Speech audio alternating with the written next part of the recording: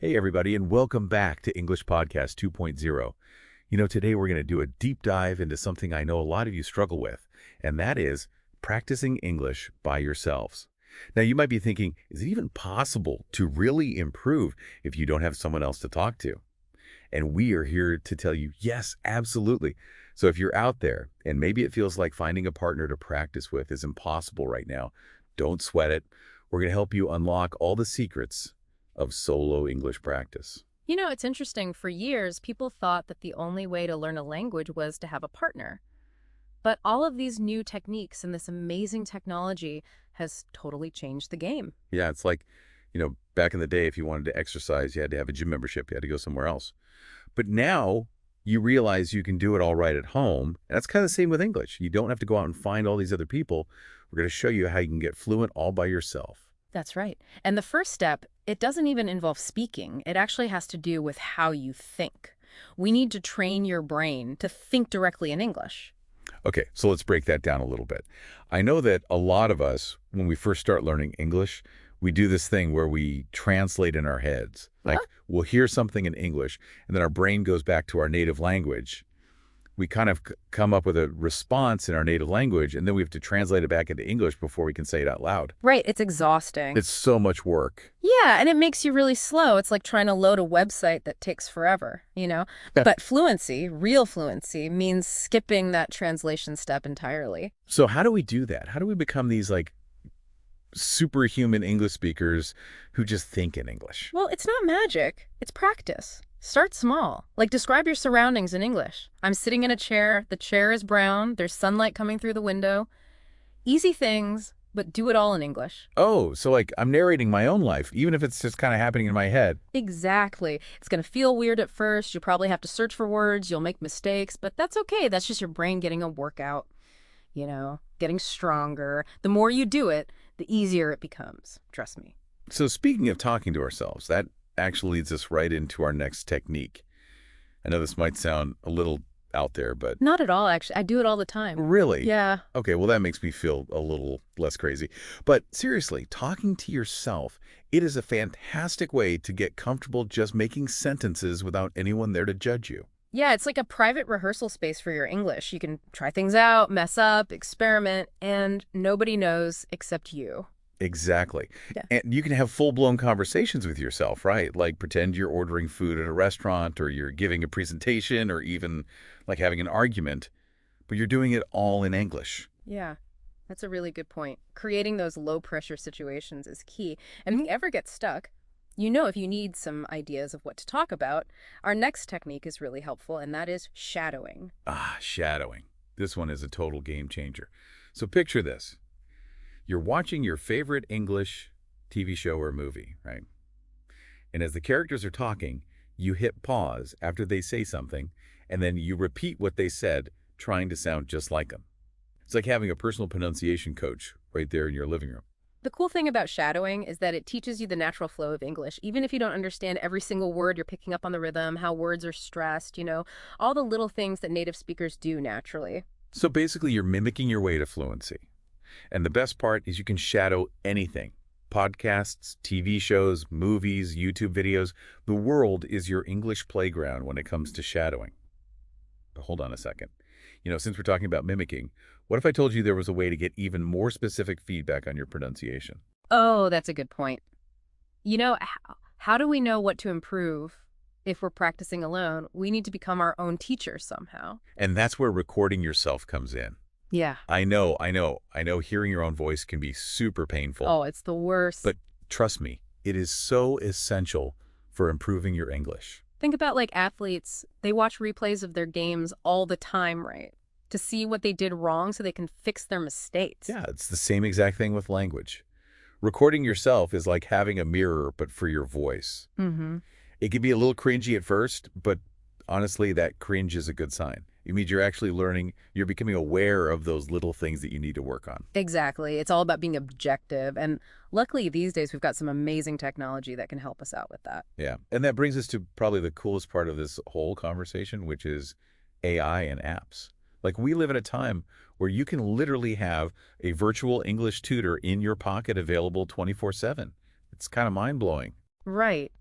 It's crazy how accessible learning has become. And, the apps that you've been using, they've totally changed the game when it comes to practicing and getting feedback. Yeah, and there's one that I use pretty often, and it's basically like having a chat partner who never sleeps, never gets tired of talking to you, and is never going to judge you. You can literally type in a sentence, and it will tell you if it's grammatically correct, and if it's not, it'll give you suggestions for how to make it better. It's really incredible. Yeah, and there's another one that I know you use a lot, and it's like a pronunciation expert that lives in your phone. You just Mhm. speak into the app and it listens to you and it can actually tell you, Yeah. where you need to move your tongue, how to shape your mouth to make the sounds more natural. It's like magic. It really is, and it's so much better than back in the day when you had to awkwardly stare at a teacher while you repeated the same sentence 20 times trying to get it right. Right. I hated that. I know. But these tools, they're amazing, especially if you're someone who's maybe a little bit shy or intimidated about practicing with a real person.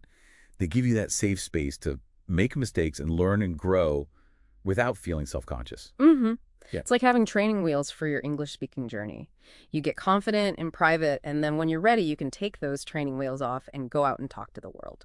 love it. Yeah. But speaking of, skills that will actually help you out in the real world, let's not forget about good old-fashioned reading aloud. Oh, yeah. Reading aloud is such a simple technique, but it's so powerful because when you read aloud, it actually uses a different part of your brain than when you just read silently. You're not just seeing the words, you're actually using your mouth, your voice, your ears. It's a much more active process. Yeah, it's like a full-body workout for your English. And here's the cool thing. You can read anything out loud. Yeah. Maybe it could be a book, it could be a magazine, it could be a blog post. It could even be like your grocery list. Just read it out loud. I used to do this all the time when I was learning new languages. And I know it felt super awkward, but it really helped me get comfortable with the sounds of the language. Right. Here's a fun way to do it. Watch a movie or a TV show with the subtitles on, and then just read the subtitles out loud. It's like you have the script for a real conversation, and you can learn, natural phrases, how to sound more like a native speaker. Great practice. I love that idea. Yeah. So it's like you're turning movie night into study time. And, while we're on the topic of sounding natural and, mimicking native speakers, let's talk about imitation for a minute. Because, I mean, who hasn't wished that they could sound just like their favorite English-speaking actor or YouTuber? Oh, for sure. Imitating native speakers is one of the best ways to improve your accent and your fluency. Because it's not just about understanding the words, it's about how they say the words. The tone, the rhythm, the pauses, all of that plays a role in making you sound more authentic. Yeah, it's like becoming a voice chameleon, right? Yeah. Like you're blending in with all those native speakers. And so how do we do that? Well, it's actually pretty simple. You pick someone whose accent you really like, you find a short clip of them speaking, and then you pause it and you repeat what they said. And you really try to sound exactly like them. It's almost like learning a song. You're not just memorizing the words, you're actually performing them. Yeah, and you want to pay attention to the details too, how they connect words, which syllables they emphasize, how they use pauses. All of those little things make a huge difference in how natural you sound. Like you're adding the final touches to a painting.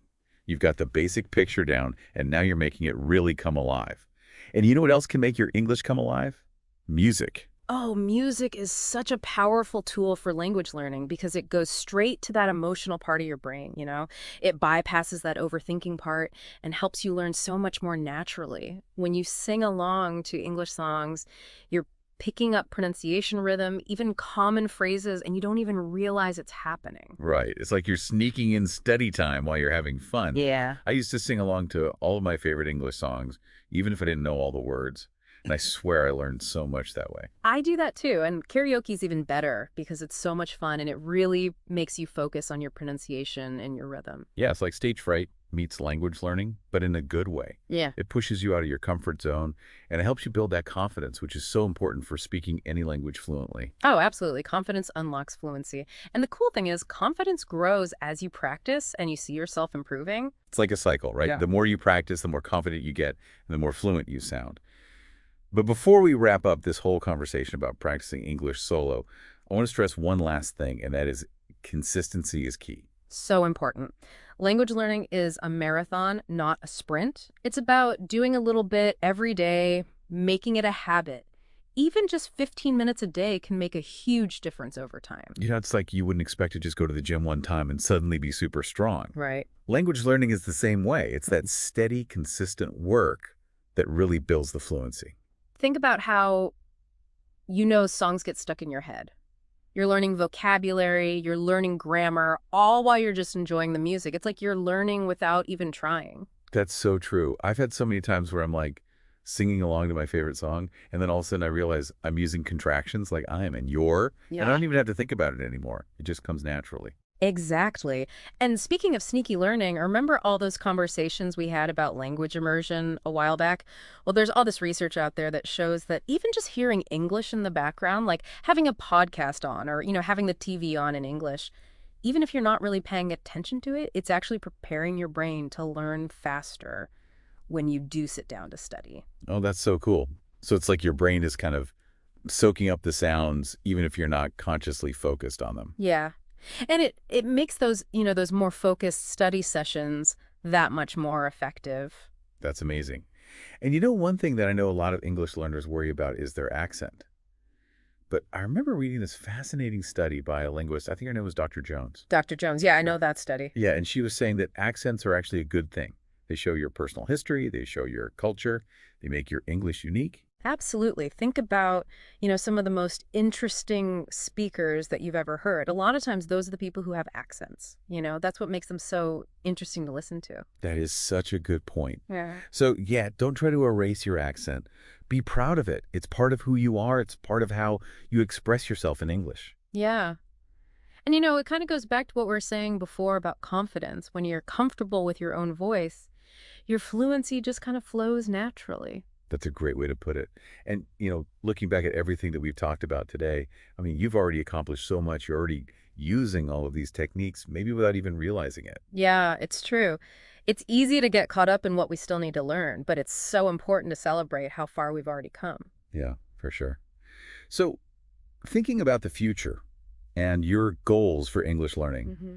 one thing that I know has been really helpful for me is online communities. Mhm. There are so many amazing groups out there for English learners. You can connect with other people, share tips and advice, and even practice speaking together without feeling all that pressure of like a formal classroom setting. Right. It's like having a group of study buddies, but they're all over the world. Exactly. And it gives you that sense of community and belonging, which can be so hard to find when you're studying on your own.